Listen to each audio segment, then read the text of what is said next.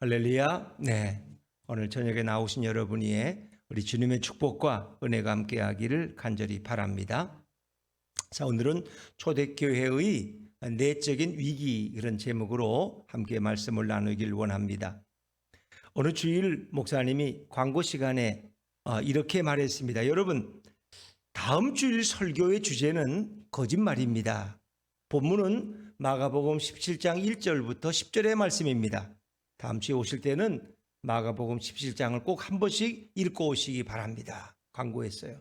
그리고 이제 한 주가 지났습니다. 주일 아침에 목사님은 설교 시작 전에 제가 지난주에 광고 드렸죠. 마가복음 17장을 읽어 오신 분은 손을 들어 표하십시오. 그랬더니 앞에 계신 장로님이 당황하는 거예요. 잊어버렸다가 생각했는데 장로 체면에 안 읽었다고 할 수도 없고, 뒤에 계신 권사님도 내가 그래도 이 교회 권사로는 제일 오래됐는데 내가 목사님 광고도 안 듣고 이게 안 되지. 그러니까 손을 들까 말까 하다가 들었는데 그 회중 가운데 한 5분의 1이 들었어요. 읽어왔다는 거야. 그래서 목사님은 그 미소를 지면서 그랬어요. 여러분, 오늘 바로 여러분들은 오늘 설교에 아주 꼭 맞는 분들입니다. 사실은 마가복음은 17장이 없습니다. 그렇게 설교 주제를 아주 분명하게 드러냈다고 합니다. 물론 마가복음이 16장인지 아는 사람은 많지 않겠죠. 여러분들도 이 이야기를 이미 언젠가 들었기 때문에 이렇게 웃으며 여유 있게 대답할 수 있는 거죠. 자, 거짓말이라고 하는 것은 우리 삶 속에 늘 나도 모르는 사이에 파고 들어올 수 있다는 거예요. 왜? 당황하면 사람들은 엄격결에 자기도 모르게 거짓말이 나온다는 거예요. 제가 전에 우리 아내하고 예전에 이제 그 월계동에서 이렇게 목회할 때 봉고차를 타고 어디 급하게 이렇게 아이 데리고 이제 가다가 천호대교에서 걸렸는데 경찰한테 과속이라고. 그래서 이제 우리 아내가 갑자기 그냥 애가 어려서 이렇게 품에 안고 있었는데 우리 애가 아파서 지금 병원에 가느라고 급하게. 근데 애는 그때 안 아팠거든. 아마 우리 아내가 그 후에 회개했을 거예요. 그러니까 엄격결에 그냥 둘러대는 거야. 그때는 10,000원이 컸거든. 그때는 벌써 30년 35년 전이니까 10,000원이 그때는 컸단 말이야. 그거 찔리면 또 어떻게 경찰이 봐줘서 이렇게 안전벨트 미착용을 해도 그것도 그때는 부담스러우니까. 그랬죠. 자, 여러분, 이 거짓말은 반드시 대가를 치를 때가 있다는 거예요. 항상 자기밖에 모르는 아주 노신사, 아주 멋진 신사가 기차를 탔는데 옆에 좌석이 하나 비었어요. 누가 앉는 게 귀찮아. 좀 다리도 뻗어야 되고 좀 편하게 가고 싶어. 그래서 일부러 위에 있는 가방을 내려서 거기다 놨어요. 근데 마침 기차가 출발하기 전에 한 꼬마가 올라오더니 아저씨 여기 자리 있어요? 자리 있지. 이 가방 임자가 있어. 어디 갔어요? 지금 잠깐 사러 내려갔거든. 곧 올라올 거야. 그랬다는 거예요. 그런데 안 올라와요. 기차가 막 출발하는데도 안 올라와. 그랬더니 꼬마가 내가 이 가방을요 무릎 위에 놓고 있다가 올라오시면 내가 자리 내드릴게요 하고 털썩 주저앉았어. 그랬더니 기차가 출발하는 순간 이 아이가 창문을 열더니 그 가방을 밖으로 내던져 버렸어. 신사가 대경실세가 큰일 났어. 이놈아, 그걸 버리면 어떡해? 그랬더니 아저씨 생각해 보세요. 이 가방 주인은 지금 기차도 놓쳤는데 이 가방까지 놓치면 너무 억울하잖아요. 가방은 돌려드려야 되죠. 그러고 던져버려요. 이 신사는 거짓말의 대가를 톡톡히 치렀다는 것입니다. 자, 여러분, 거짓말은 이런 것입니다. 초대교회의 두 번째 위기는 한 부부의 거짓말로부터 시작이 되었습니다. 그리고 거짓말의 대가는 매우 혹독하고 엄청난 것이었습니다. 그것은 바로 초대교회에 자라나는 싹을 밟아버릴 정도로, 잘라낼 정도로 매우 위험한 일이었기 때문입니다. 자, 초대교회에 이제 닥친 첫 번째 위기는 성전 미문의 안진뱅이를 예수의 이름으로 일으켰다가 이제 공회에 가서 그들이 심판을 받는 거예요. 예수의 이름으로 말하지도 말고 증거하지도 말라 하고 협박을 받은 거예요. 그러나 베드로와 요한은 담대했어요. 너희 말 듣는 것이 옳으냐? 하나님 말씀 듣는 것이 옳으냐? 우리는 보고 들은 것을 말하지 않을 수가 없다. 어쩔 수 없이 협박해서 내놓았는데, 그리고 회중들에게 돌아갔더니 그 교회는 모여서 기도하고 있었던 거예요. 더 뜨겁게 기도하고 베드로와 요한은 자신들이 경험한 일들을 간증했습니다. 자, 그런데 그들의 기도는 너무 놀라웠어요. 우리 4장 29절 말씀 앞으로 좀 돌아가서 한번 읽어볼까요? 4장 29절입니다. 사도행전 4장 29절 시작.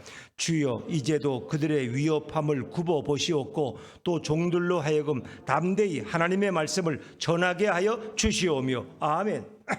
그들의 기도는 우리가 위협에 주눅들지 않고 그럴수록 더 담대하게 하나님의 말씀을 전하도록 도와달라는 그런 기도를 그들은 담대하게 드립니다. 정말 참 아름다운 기도입니다. 아름다운 기도예요. 이 기도처럼 초대교회는 이런 외적인 핍박과 위협 속에서도 조금도 두려워하지 않았습니다. 이렇게 그들이 하나님의 말씀을 담대히 전하게 해달라고 기도하고 났을 때 성경에 보니까 진짜 모인 곳이 진동했어요.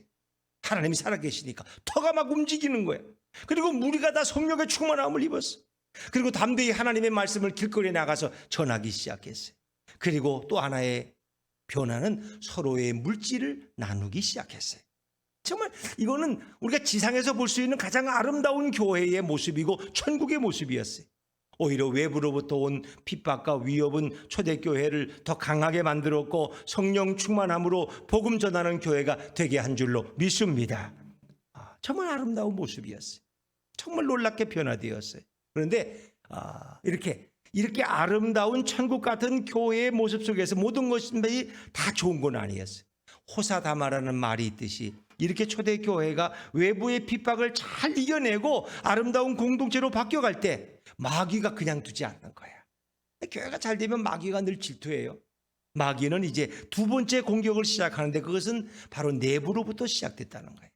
바로 마귀는 아나니아와 삽비라라는 부부를 통해서 그들의 마음을 충동질해서 교회를 넘어뜨릴 음모를 꾸미게 됩니다. 그래서 마귀가 존재하는 목적은 뭐예요? 공격하는 목적, 하나님의 역사를 방해하고 교회를 분열시키고 하나님의 종들을 시험 들게 만들고 성도들로 하여금 신앙의 회의를 가지게 해서 낙심하게 만드는 거예요. 교회 와보니까 뭐 다 거짓말쟁이고 어디 올바른 사람 없어. 이런 놈의 교회 다녀서 뭐해. 이렇게 사람들로 하여금 교회에 대해서 회의하게 만드는 거예요. 때로 마귀는 변장술이 뛰어나서 자신을 광명한 천사로 위장하기도 잘합니다. 그리고 마귀는 가장 헌신적인 사람, 가장 능력 있는 일꾼, 가장 교회를 사랑하는 그런 사람의 모습으로 나타나서 교회를 어지럽힐 때도 있어요. 그래서 이런 유능한 일꾼들 속에서 물욕이나 명예욕이나 경쟁심에 사로잡히게 만들고 그리고 마귀의 도구가 되어서 오히려 그 교회를 허물어뜨리는 그런 일들이 사실은 목사나 장로님들이나 교회 중직자들에게 얼마나 많은지 몰라요. 이게 참 마귀의 전략이라는 게 이 사람들이 참 이게 파악하기가 쉽지 않다는 거예요. 그러니까 참 순간순간 주님의 뜻을 구하지 않으면 주님의 지혜를 구하지 않으면 우리는 마귀에게 늘 이렇게 당할 수밖에 없다는 거예요. 그렇기 때문에 초대교회는 더 깨어 있어야만 했습니다. 여러분 수많은 교회의 분열이나 싸움이나 분쟁을 보십시오. 거기는 반드시 보이지 않는 부분에 마귀가 쥔을 치고 그 싸움을 진두지휘하고 있다는 거예요. 이건 몰라요. 그게 권사님하고 장로님의 싸움 같고 목사님과 장로님의 싸움 같지만 그 배후에 마귀가 뒤에서 부채질을 하고 있는 걸 그걸 모른단 말이에요. 그걸 아는 사람은 내가 마귀의 도구가 돼서는 안 되지. 이렇게 깨달아야 돼. 그걸 못 깨달아. 목사님이 나한테 이렇게 말했대. 내가 목사님을 그냥 두나 봐라. 목사님은 잘한 게 뭐 있는데 뭐 이렇게 목사를 또 흉보고 다니고 또 목사님은 또 공개적으로 장로님을 공격하고 이게 마귀가 시키는 대로 목사 장로가 종이 되는 거야. 그래서 교회가 깨어져 버리고 믿음이 연약한 자들은 시험에 들고 뭐 교회가 이러냐. 뭐 교회는 왜 목사 장로가 만나기만 하면 저래 싸우냐. 뭐 사랑하라는 어제 설교해놓고는 또 기도도 그렇게 사랑하겠다고 해놓고는 왜 저렇게 끝나면 당회실에서 싸움만 하느냐. 이런 시험이 든다. 근데 그 배후에는 누가 있느냐? 마귀가 있다는 거예요. 이제 그걸 깨달아야 돼. 우리는 이 영적인 전쟁에서 패배하면 안 돼요. 그래서 우리는 근신하라 깨어라. 너희 대적 마귀가 우는 사자같이 두루다니며 산길을 자를 찾나니. 이 마귀는 오늘도 그게 큰 교회는 큰 교회대로 넘어뜨리려고 그러고 작은 교회는 작은 교회대로 이제 개척된 지 얼마 안 된 교회들은 너무 연약하니까 아주 마귀의 밥이야. 그냥 그거는 또 뭐 작은 교회도 개척교회들은 교인이 얼마 안 되니까 한두 사람만 들어와서 휘저으면 그 교회는 공중분해 돼버리고 말아요. 이 참 안타까운 거예요. 여러분, 자, 오늘 이렇게 이 어려운 마귀의 공격 앞에서 이 초대교회는 어떻게 그것을 극복해 나가는가 하는 것을 우리가 이제 한번 은혜를 나눠보려고 합니다. 자, 우리 1절과 2절 말씀을 다시 한번 읽어볼까요? 사도행전 5장 1절과 2절입니다. 시작. 아나니아라 하는 사람이 소유를 팔아 그 값에서 얼마를 감춤해 그 아내도 알더라. 얼마만 가져다가 사도들의 발 앞에 두니. 아멘. 자, 여기 아나니아라는 사람이 등장하고 그 안에 삽비라가 소유를 팔았어. 그리고 그곳에서 얼마를 감추고 그리고 얼마를 가져다가 사도들의 발 앞에 두었다. 아마 이 아나니아와 삽비라 부부는 아마 초대교회의 창립 멤버였을 것입니다. 거기에 아주 헌신적이고 열심히 있는 신자 부부입니다. 재산도 꽤 가지고 있었던 것 같아요. 근데 그들은 자기들의 소유를 팔아서 사도들의 발 앞에 두었습니다. 물론 아름다운 일입니다. 그런데 판 것에 전부를 들이지 않고, 그러니까 이렇게 헌신을 서약을 할 때는 내가 이 땅을 팔아서 다 하나님의 교회 선교를 위해 드리겠습니다 해놓고는 팔고 나니까 이 동탄에 땅값이 너무 많이 오르는 거야. 그래서 아니야, 이거 다 드리면 안 돼, 이거 너무 많아. 그래가지고 일부는 감추고 그걸 전부라고 가져왔다는 거예요. 이렇게 되니까 이제 이게 문제가 되는 거예요. 전부를 바치겠다고 서약했는데 실제는 마음이 변질돼서 마음이 바뀌어서 일부를 감춰놓고 일부만 바쳤다는 거예요. 물론 이렇게 드리는 그들의 믿음 자체는 훌륭하죠. 뭐 전부를 바쳤든 절반을 바쳤든 조금 떼어놨든 그거라도 뭐 그것도 해도 그들의 믿음은 참 훌륭한 거예요. 여러분, 누가 자기 집이나 밭을 팔아서 선교 헌금을 드릴 사람이 얼마나 그렇게 있겠습니까? 그 쉬운 일이 아니에요. 현실적으로 그래요. 그런데 여러분, 그들의 헌신이 왜 문제가 됐느냐? 뭐 처음에 서약대로 하질 않았지만 일부 됐다는 그것이 왜 문제가 됐냐? 그것은 거짓말 때문이었다는 거예요. 그들이 정직하지 못했다는 거예요. 하나님 앞에서. 그것이 문제가 됐어요. 자, 우리 3절과 4절 말씀을 다시 읽어보죠. 3절과 4절입니다. 시작. 베드로가 이르되 아나니아야, 어찌하여 사단이 내 마음에 가득하여 내가 성령을 속이고 땅값 얼마를 감추었느냐? 땅이 그대로 있을 때에는 내 땅이 아니며 판 후에도 내 마음대로 할 수가 없더냐? 어찌하여 이 일을 내 마음에 두었느냐? 사람에게 거짓말한 것이 아니요 하나님께로다. 아멘. 이 무서운 게 사람에게 거짓말이 아니라 하나님께 거짓말한 것이다. 하나님께. 이것이 문제가 되는 거예요, 여러분. 땅값의 일부를 감추었다가 결국 베드로의 질책을 받게 된 거예요. 베드로는 이미 성령 충만했기 때문에 이 아나니아와 삽비라가 거짓말하고 있다는 것을 대번에 알았다는 거예요. 이것은 성령을 속이고 하나님을 속이려는 일이었다는 것입니다. 자, 이들은 왜 이렇게 공동체를 속이고 하나님께 거짓말하는 죄를 범하게 되었을까? 아예 처음부터 서약을 하지 말지 그러면 죽진 않았을 텐데 굳이 서약을 했으면 서약한 대로 지켜야 되는데 또 그러지를 못하고 이것이 하나님 앞에 거짓말이 되었어요. 이것은 뭐냐? 원인이 동기가 순수하지 못했다는 거예요. 그러니까 헌금하는 동기가 하나님 앞에 순수하지 못했다는 거예요. 이 동기에 문제가 있어요. 동기. 그러니까 그들은 정말 하나님을 사랑해서 하나님의 선교에 동참하고자 한 것이 아니라 뭔가 그 체면이나 과시욕에서 했다는 거예요. 이 초대교회에 존경받는 인물이 또 한 분 있었는데 그분이 바로 바나바예요. 바나바. 바나바는 참 믿음이 훌륭한 분이에요. 자, 사도행전 4장 36절 37절 두 절 말씀을 우리 앞으로 올라가서 한번 읽어볼게요. 사도행전 4장 36절 37절 시작. 구브로에서 난 레위족 사람이 있으니 이름은 요셉이라. 사도들이 일컬어 바나바라. 번역하면 위로의 아들이라 하니 그가 밭이 있음에 팔아 그 값을 가지고 사도들의 발 앞에 두니라. 4장 마지막에 이 바나바에 대한 아름다운 기사가 나오잖아요. 그러니까 바나바는 이렇게 자기의 밭을 들여서 하나님의 교회에 필요한 데 쓰도록 했다는 거예요. 근데 바나바는 교우들로부터 존경과 사랑을 받았어요. 그걸 보는 아나니아와 삽비라 부부가 인간적인 시기와 질투심 같은 게 발동했다는 거예요. 뭐 바나바 집까짓 게 뭔데 저렇게 존경과 인정을 받아? 나보다 먼저 나온 것도 아니잖아. 나하고 같이 나왔는데 나라고 못할 것 같아? 이래가지고 시세맘 질투하는 마음으로 자기들도 나도 바나바처럼 땅을 팔아서 하나님의 교회 선교원금으로 드리겠습니다 하고 약속을 해요. 그러니까 회중들이 뭐 서약을 공개적으로 했으니까 박수를 치면서 참 우리 초대교회 훌륭한 분들이 많다고 이렇게 했을 거예요. 근데 그 동기가 잘못됐다는 거예요. 헌금을 안 해서가 문제가 아니라 그 동기가 순수하지 못했다는 거예요. 그러니까 많은 분들이 신앙생활을 하다 보면은 이 바리새인의 허식주의, 형식주의, 이 허례적인 생각에 빠질 수가 있어요. 이걸로 이제 성경이 뭐라 그래? 외식이라는 거예요. 외식하는 자.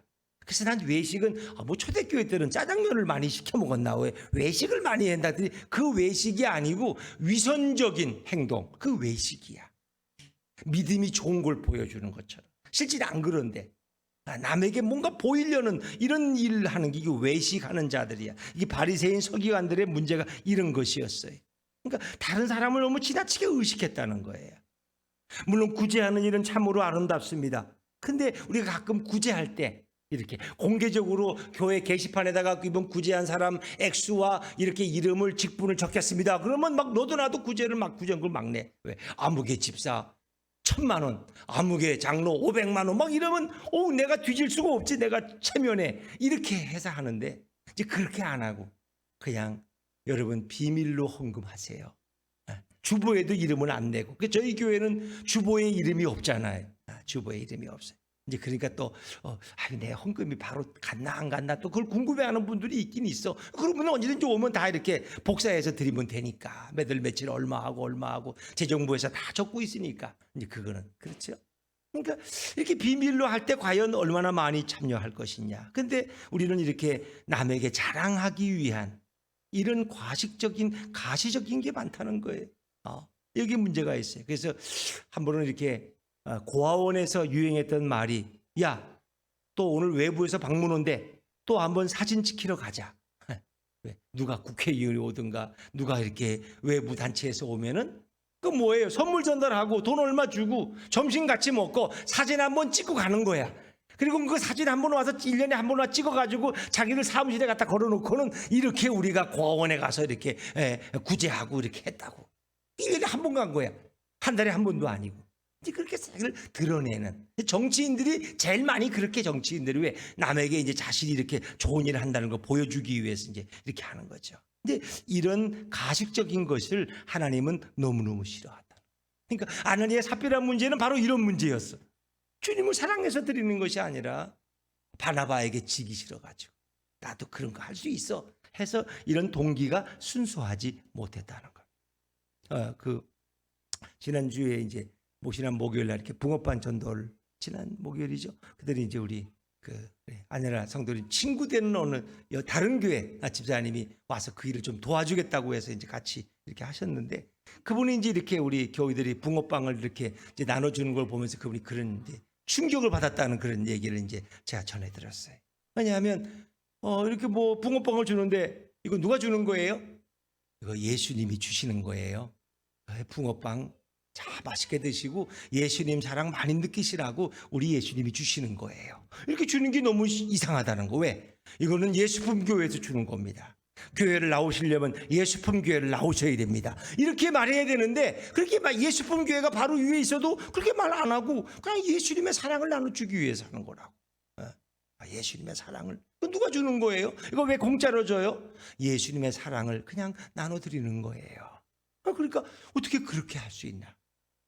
자기도 이렇게 성기른 교회에서 이렇게 구제도 하고 김치도 나눠주고 그럴 때는 반드시 누가 주는지 어느 교회가 주는지 분명히 밝히고 교회를 나오시려면 우리 교회 이렇게 연락하시면 잘 안내해 드리겠다고 보통 이렇게 하잖아요.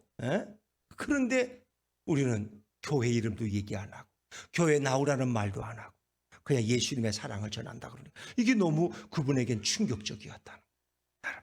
그러니까 우리가 볼 때는 그 당연한 건데 사람들은 왜 하도 교회들은 자기 교회 나오라고 자기 목사님 어느 목사님이고 자기 교회가 어떤 교회고 건물이 어느 정도고 역사가 어떤 거 교인이 얼마나 많고 이거 자꾸 자랑해서 교회를 홍보하려고 그러니까 예수님은 홍보를 안 하고 그 교회 건물만 홍보하고 목사님만 홍보해. 그러니까 잘못된 거죠. 근데 우리는 당연하게 하는데 그분들이 볼 때는 너무 이것이 놀라운 사실이었다는 거예요. 여러분 그렇습니다. 또 목적을 가지고 하면은 주님이 기뻐하지 않고, 요즘 세상 사람들도 너무 이제는 지혜로 와서 저 교회가 또 선전하러 왔구나 이렇게 알고, 그리고 받지도 않아요. 그러니까 줘봐야 내가 뭐 돈이 없어 뭐 붕어빵 하나 못 먹어서 내가 저거 얻어먹냐? 치사하게 안 먹어. 내가 아파트가 10억짜리인데 까지 붕어빵 1,000원짜리 때문에 내가 거기 가서 그거 뭐 안 해요. 그러나 우리는 예수님의 사랑으로 주기 때문에 그 기쁘게 먹고, 정말 붕어빵이 맛있네요. 이거 우리 집에 이거 할머니가 계시는데 하나만 더 가져가면 안 될까요? 그러면 또 하시는 성도님이 네, 얼마든지 부모님께 드리는 것은 1+1입니다 해서 하나 더 드릴 수 있는 그런 마음. 어떻게 뭐 우리가 무슨 돈이 많은 교회도 아니지만, 왜 우리는 예수님이 부자니까, 할렐루야. 예수님이 부자니까 그렇게 나눠줄 수 있는 거야. 또 이러고 자랑하면 안 되는데 또 아니 자꾸 자랑하다가 또 혼나 우리 아내한테. 근데 그렇게 붕어빵을 그렇게 예수님 이름으로 하니까, 또 전에 지난주에 또 어떤 집사님이 또 붕어빵 헌금이라고 또 100만 원을 이렇게 헌금했어. 그러니까 붕어빵 마음대로 나눠주라. 돈 때문에 그렇지 말고. 그것도 얼마나 마음이 아름다워요. 그렇죠? 그 마음은. 물론 그분이 자기가 봉사를 못하니까 이제 그렇게 이제 이게 하는 분들을 이렇게 좀 불편 없이 하시라고 했겠죠. 그러나 어쨌든 간에 우리가 이렇게 자유롭게 그 일을 할 수 있다는 건 주님의 축복이죠. 자, 여러분. 그 하나님은 사람의 외모를 보지 않고 중심을 보신다는 걸 아나니아 삽비라는 몰랐어요. 하나님을 속일 줄 있을 줄 알았어요. 하나님은 속일 수 없어요. 왜? 그분은 전능하신데, 불꽃 같은 눈길로 바라보시는데. 그러니까 하나님의 관심은 헌금의 액수에 있는 게 아니에요. 헌금하는 태도에 있고 그 중심에 있는 거예요. 그래서 하나님은 과부의 열전 둔입도 기뻐 받으시는 분이에요. 그러나 마음과 정성이 없는 수천 수억의 돈도 하나님은 기뻐하지 않을 수가 있어요. 그가 어떤 마음으로 드리느냐, 그의 중심을 드리느냐 하는 것을 주님은 살피십니다. 여러분, 뭐 하나님이 뭐 돈이 없어서 가난해서 야, 내가 굶어 죽겠다, 너들 헌금 좀 해라, 이런 분이 아니에요. 우리가 이렇게 헌금을 하고 헌신하고 봉사하게 하는 것은 하나님께서 저와 여러분들을 축복해 주시기 위함인 것을 믿으시기 바랍니다. 우리가 주님 사랑합니다 하고 말로만 고백하면 이게 따르지 않잖아요. 그렇기 때문에 하나님 주신 것 중에 우리가 감사헌금도 드리고 11조도 드리고 우리의 사랑하는 마음을 주님 앞에 물질로 표현해 드리는 거예요. 주님은 그걸 아시죠. 그래서 아무리 적은 액수의 헌금을 드려도 우리 마음의 중심과 신앙에 부끄러움이 없다면 하나님은 기쁘게 받으셔요. 그러나 수억 원을 드린다 한들 내 마음에 그것이 정직하지 못한 것이고 내 마음의 양심에 가책이 된다면 그것은 다시 한번 하나님 앞에 기도하고 드리자 하는 것입니다. 우리 양심과 신앙에 부끄러움이 없어야지 주님도 기쁘게 받을 수 있는 거예요. 오늘 이 아나니아 삽비라 부부는 하나님을 오해한 거예요. 그리고 그들은 물욕에 사로잡히 이게 물질의 노예가 돼버린 거예요. 막상 팔고 보니까 너무 액수가 많아서 마음이 자꾸 흔들리는 거야. 그러다가 결국은 일부를 땅속에 감추고 나머지만 전부 인양 갖다 드렸다는 거예요. 이 문제가 있는 거예요. 이게 물질의 노예가 되면은 이게 비참한 거예요. 그들은 그 물질에 대한 욕심을 절제하지 못했던 거예요. 그러니까 11조라는 것도 물질의 주인이 하나님이심을 고백하는 하나의 표식이지. 뭐 하나님이 돈이 없어서 뭐 11조 바치라고 그러고 그러겠어요? 오히려 보면은 그 11조는 하나님보다도 오히려 그 교회 재정장로님이나 그 교회 목사님이 더 좋아할 수도 있을지도 모르겠어요. 11조가 많이 들어와서 이번 달은 이거 이렇게 뭐 선교하는데 어려움이 없겠구나. 그렇게 뭐 인간이니까 그렇게 생각할 수 있겠죠. 그러나 11조는 이 모든 물질을 주신 분이 하나님이시고 이 물질의 주인은 하나님임을 고백하는 하나의 우리의 표식이다. 이렇게 생각하시면 되겠습니다. 그리고 우리가 물질의 노예가 아니고 모든 축복은 하나님이 주신 것을 우리가 고백하는 그런 하나의 행위가 우리가 헌금을 드리는 거죠. 저는 우리가 물질의 노예가 되지 않기를 주의 이름으로 축원합니다. 자, 이 거짓말에 대해서 하나님 어떻게 심판하십니까? 자, 5절과 6절 말씀입니다. 5절과 6절 같이 읽죠. 시작.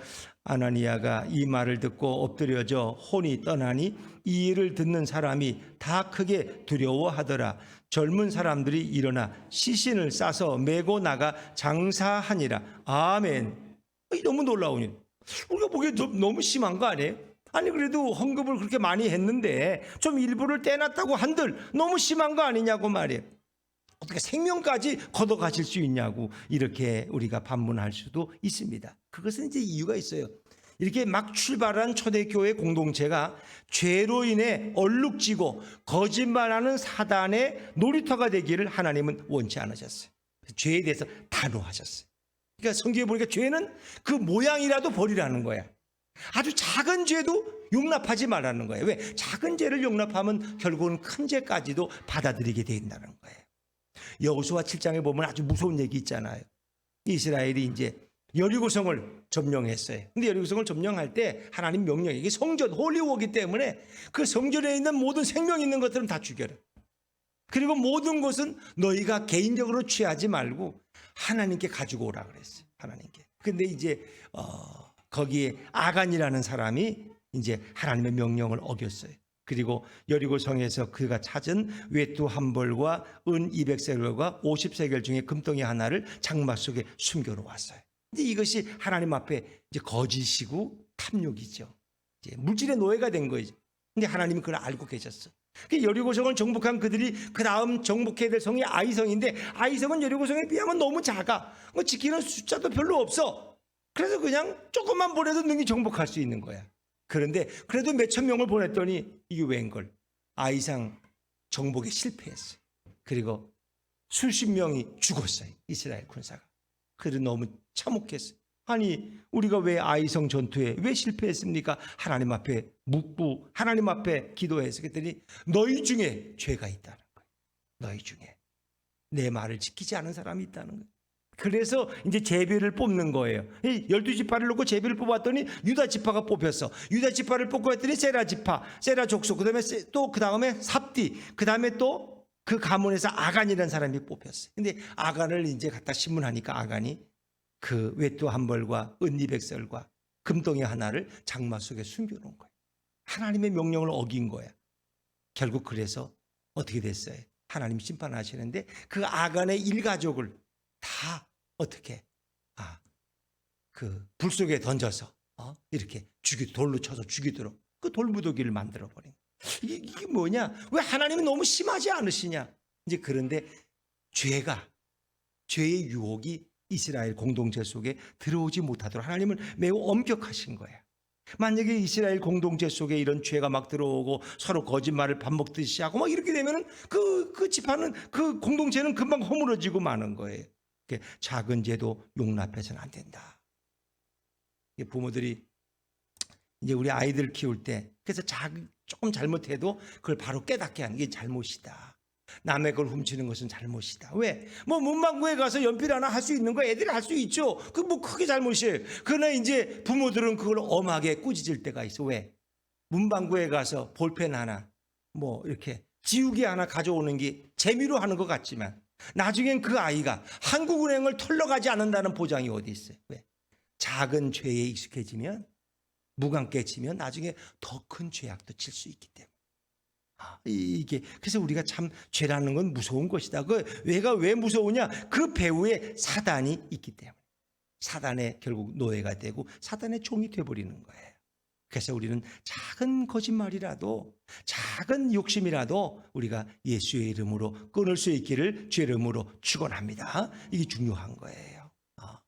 그래서 정말 우리 사회에도 이렇게 이렇게 드러나는 게 많잖아요. 드러나는 게. 이게 다 숨겨져 있던 것이 이렇게 이제 고발자들이 있어가지고 그것이 좋고 나쁘다는 얘기를 하는 게 아니에요. 그래서 영원히 숨길 수 있는 건 없다는 거예요. 언젠가는 그게 다 드러나는 거예요. 다 드러나는 거예요. 중국도 쇼트트랙 하면서 이렇게 막 그냥 우리 선수가 탈락되면 그 다음에 금메달 딸 사람은 중국 선수야 그냥 또. 그래가지고 중국이 다 금메달 따고 그 앞에 탈만한 사람들은 탈락시켜버리고 근데 그게 사진에 다 나와. 옆에 선수를, 헝가리 선수를 손으로 막 잡아 끄는 그 사람이 어떻게 금메달을 따고, 그렇게 방해를 받았던 사람은 탈락이 되고, 이런 놈의 심판이 어디 있어? 세상에 중국에 온 심판들은 다. 그러니까 그게 세상에 숨길 수 있는 게 아니에요. 더구나 어떻게 하나님을 속일 수가 있겠느냐는 거예요. 죄라는 건 그만큼 무섭다는 거예요. 그 작은 죄도 용납하지 말라 하는 거예요. 용납하지 말라. 자, 우리 7절과 8절로 한번 좀 건너가서 또 읽어볼까요? 7절과 8절입니다. 시작. 베드로가 이르되, 사도행전 5장 7절과 8절입니다. 시작. 3시간쯤 지나 그의 아내가 그 일어난 일을 알지 못하고 들어오니 베드로가 이르되 그 땅 판값이 이것뿐이냐 내게 말하라 하니 이르되 예 이것뿐이라 하더라. 아멘. 그랬습니다. 이 참 안타까운 부분이에요. 남편은 이미 죽어서 실려갔고 이제 아내 삽비라가 들어와. 근데 베드로가 모른 척하고 또 물어. 이것이 너희 판 거의 전부냐? 그랬더니 전부라는 거예요. 전부라. 이 부인도 또 똑같이 거짓말해. 그래서 부부는 닮는 거야. 똑같이 거짓말해. 그러니까 결국은 부부가 다 죽임을 당해. 이게 참 어리석잖아요, 여러분. 이 남편의 범죄를 덮어주는, 그리고 본인도 거기에 함께 동참하는. 이 참, 그러니까 하나님이 부부를 만들 때는 서로를 보완하고 돕는 관계로, 돕는 배필로 만드신 게 맞아요. 그러니까 돕는다는 것은 모든 생활에 서로 유익하게 하는 거예요. 그러니까 아냐니야 남편이 죄를 꾸미고 있다는 것을 부인이 알면 삽비라는 그렇게 하면 안 돼. 여보, 이렇게 살아서는 안 돼요. 우리가 하나님을 속이고 어찌 잘 될 수 있겠어요? 이건 난 반대예요. 이렇게 남편을 막아야 돼. 근데 삽비라는 그 사실을 알면서도 그냥 묵인했어. 그 남편과 아내가 한 통속이 됐다는 거예요. 이런 예는 오늘날 우리 가정에서도 찾을 수 있어요. 남편이 말합니다. 여보, 오늘 저녁 우리 교회 가지 말고 우리 뭐 중계하는데 올림픽 중계나 좀 보자. 오늘 날씨도 추운데 오늘 교회도 가기 싫고 야 비다 오는 것 같고 야 그래. 그랬더니 부인이 뭐라고 답변해야 될까?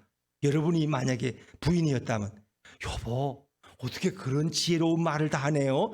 나도 그럴 참이었어요. 참 잘 됐네요. 우리 부부는 이렇게 마음이 얼마나 잘 맞는지 몰라요. 우린 천생연분이야. 부인이 만약에 이렇게 맞장구를 친다면 그 부부가 둘 다 망할 거야. 근데 그러면 아니에요. 그래도 우리가 가서 당신 몸이 안 좋으면 나라도 가서 기도하고 올게. 부인이 이래야지. 둘 다 그냥 안 좋은 일에 부부가 일치한다. 이거 안 되는 거예요. 근데 아나니아 삽비라 부부는 이 악한 일에 마음이 통했다는 거예요. 한 사람이라도 깨어 있었으면 그걸 막아야 돼. 근데 그거를 막지 못했다는 거예요. 결국 남편의 시신을 치운 사람들은 이어서 아내의 시신을 들고 메고 나가야만 했습니다.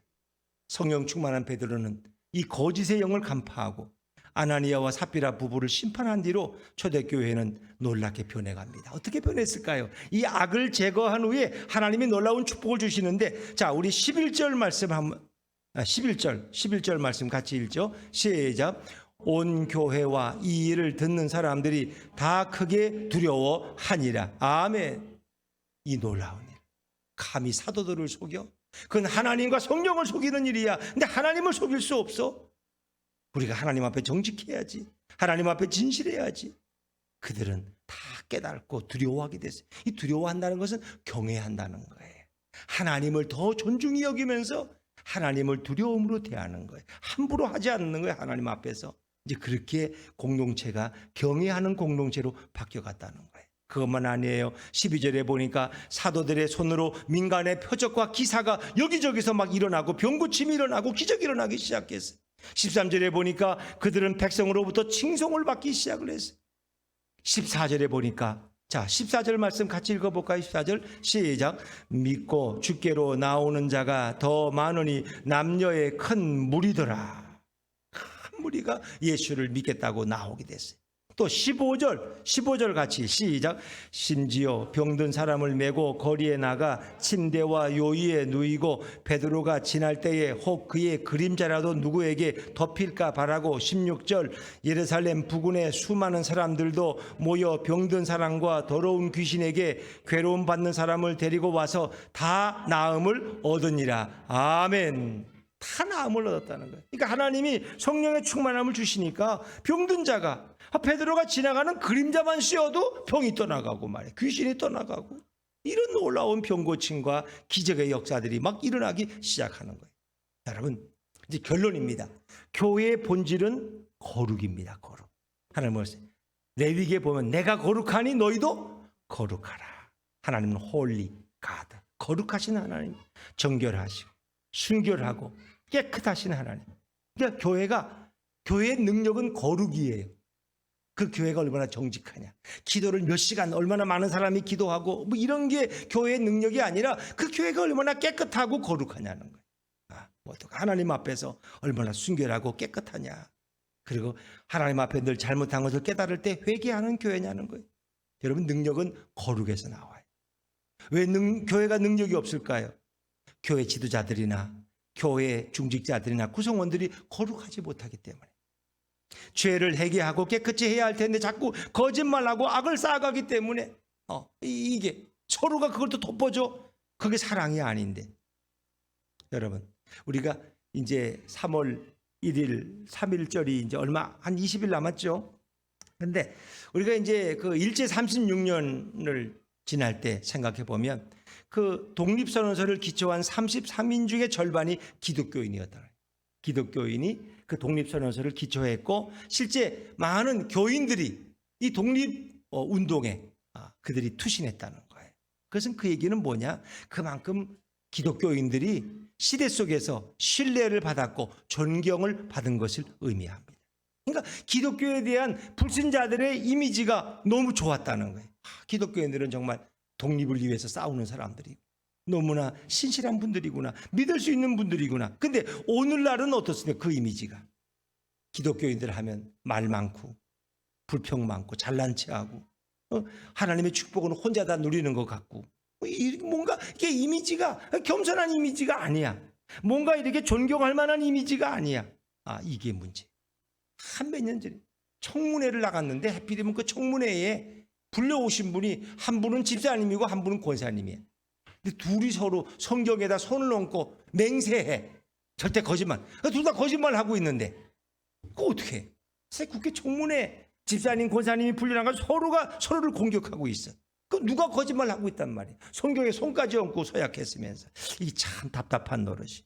그러니까 교회가 세상에서 손가락질 받고 교인들은 믿을 수 없는 사람들이 돼버리는 거예요.